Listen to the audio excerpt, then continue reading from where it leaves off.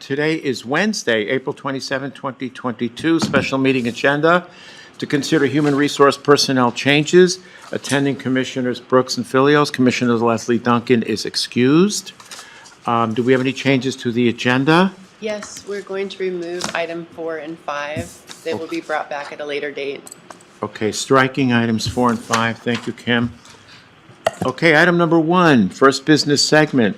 Mid-year adjustment request due to compression.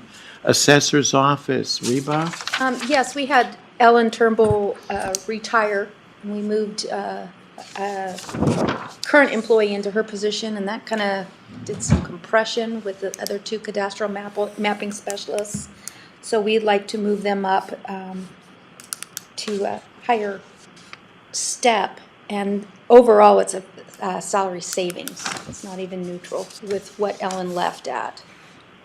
Okay, because of the savings incurred by the individual leaving? Correct. Will his job be filled? It was, yeah. We moved someone into Ellen's job. Oh, and you still have a savings? Okay. Sylvia, you okay? Yes.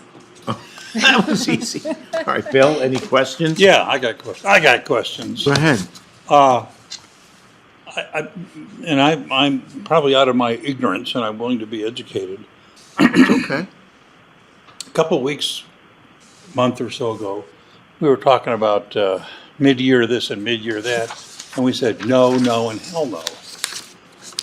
And now we're doing it again. Okay. So, does that mean it's open for everybody to come in? We were instructed that if an ask was a budget savings or budget neutral, that it could be brought forward if the liaison agreed. That was our instruction at the time. So everything brought forward today is a budget neutral or budget savings request. If it was an increase to budget, we were told to say. Okay, I no. understand that. I guess I didn't understand it. No, that's at the okay. time. So, You all right? well, I am now. Okay. That's all right. And it's a valid concern, because we took a position that said no mid-year increases, Well, but and that's what people heard, like me. Right. You're absolutely right. Okay. Do you want me to make the motion? Yes, go ahead. Okay, so I will motion therefore that I move therefore that we make the mid-year adjustment request for the compression, due to compression by the assessor's office, as presented. I second the motion. You sound like me. Bill Brooks, Aye. Chairman Filios. Aye, the motion is carried. Okay. I haven't done this in a while. No, All right. I'm the one with the reading problem, not you. Second item, thank you, ladies. Temporary scanners wage increase, district court.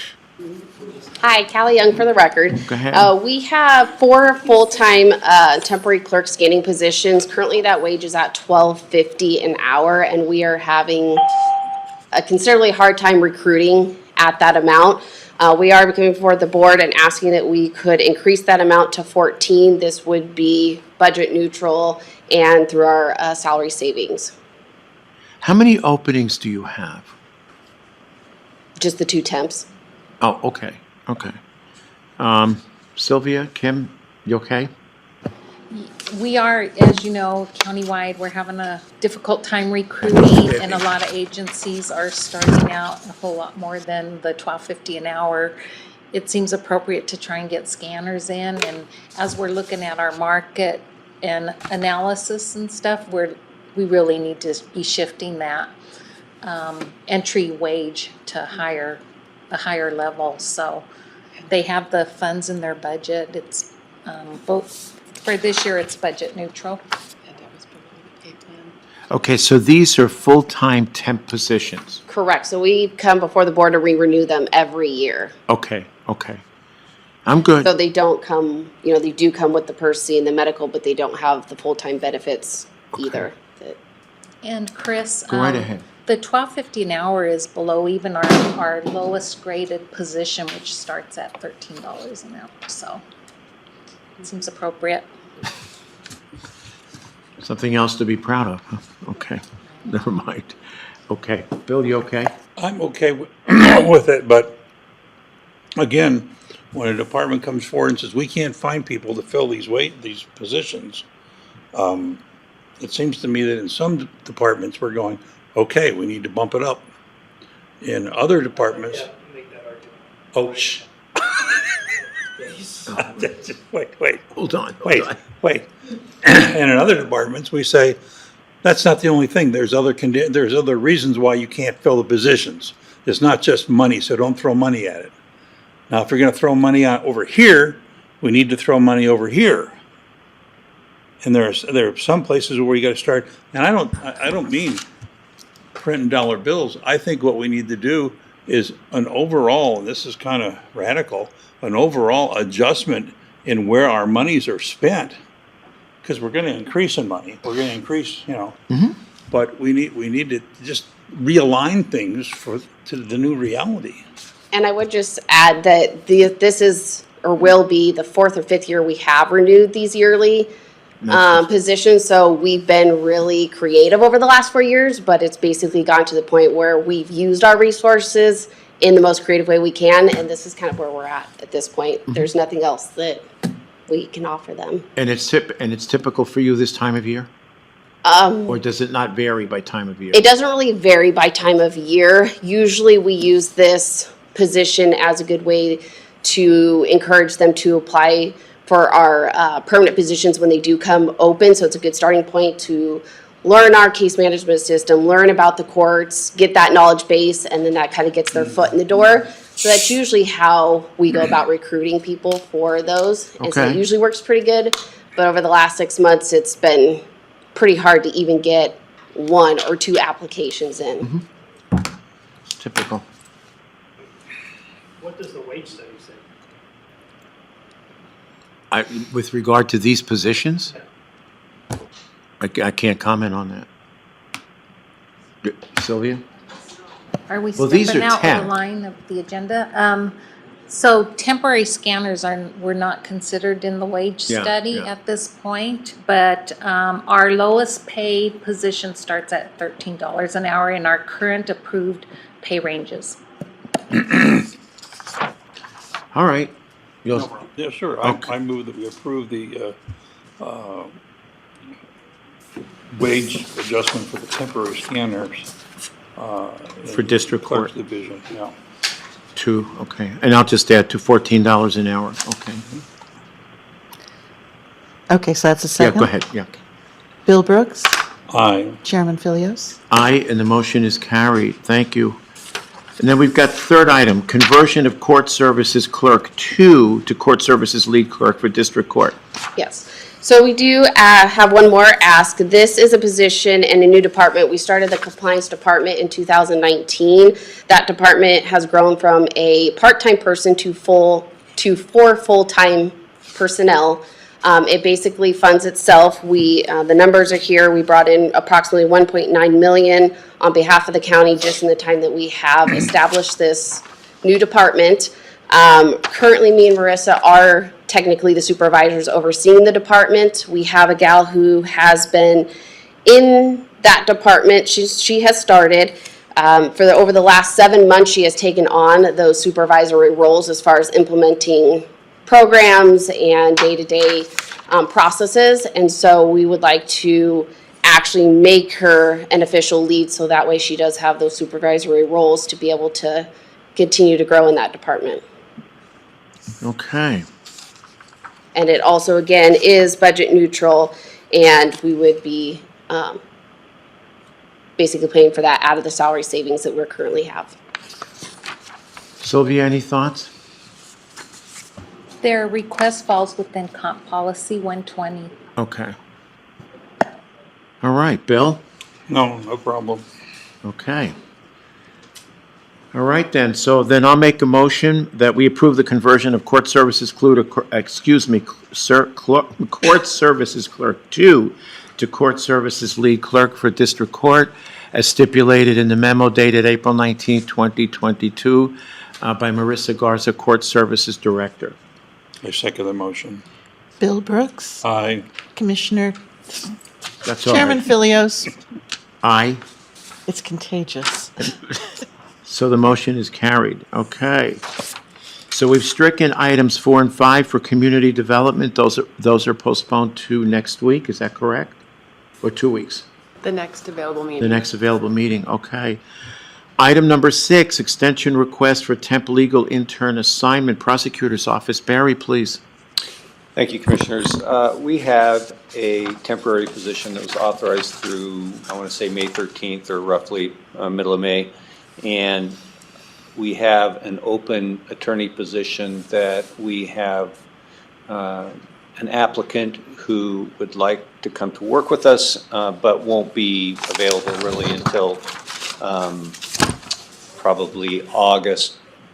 Third-year law student has to take the summer off to study for the bar exam, and then once the bar exam is completed, we anticipate bringing him on full-time.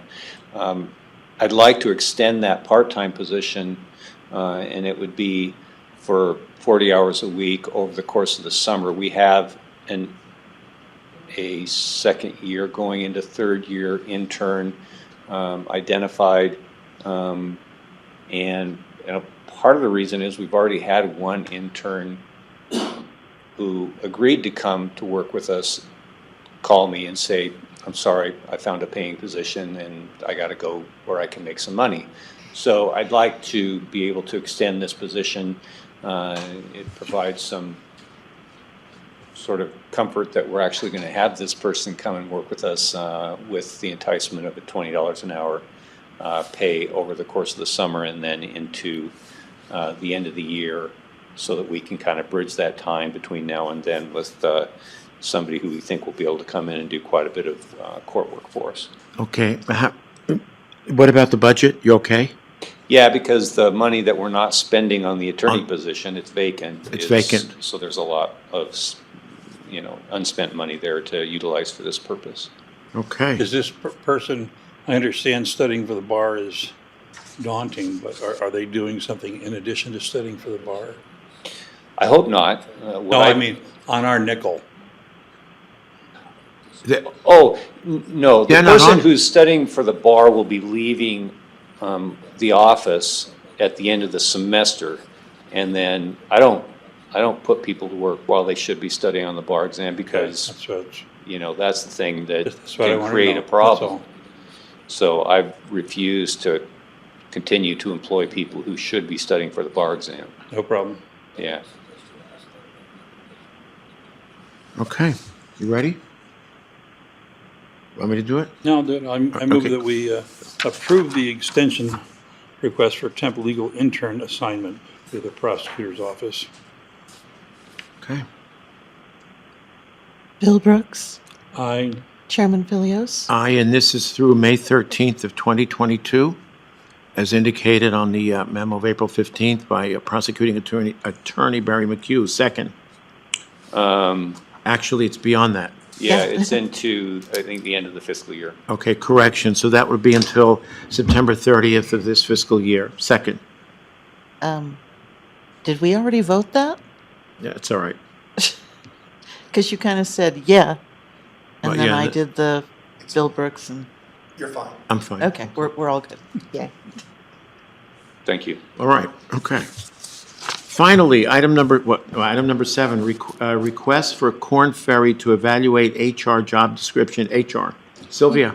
Yes, as part of our budget planning and evaluating how HR is structured, we are requesting an outside consultant, Corn Ferry, to revisit the job description for HR, creating a senior HR generalist position. And per policy 600, HR is charged with doing job evaluations, and it would be a conflict for us to be doing our own.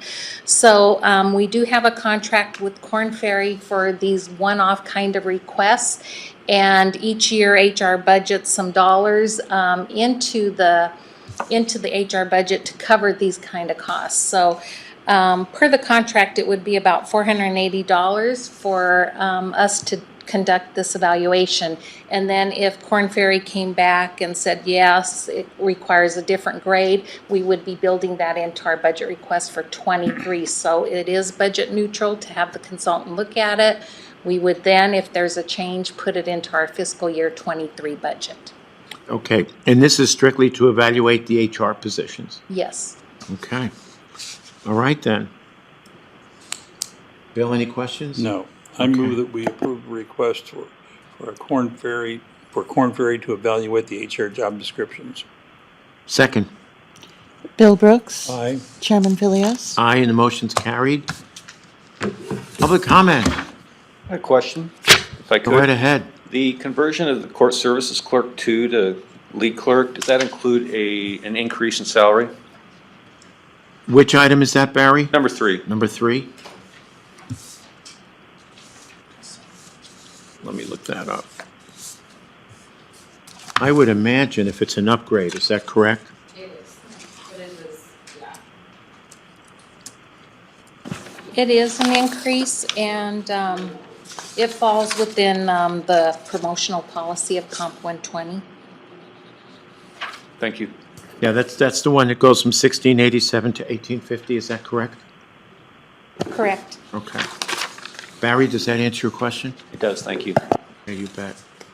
Anyone else for public comment?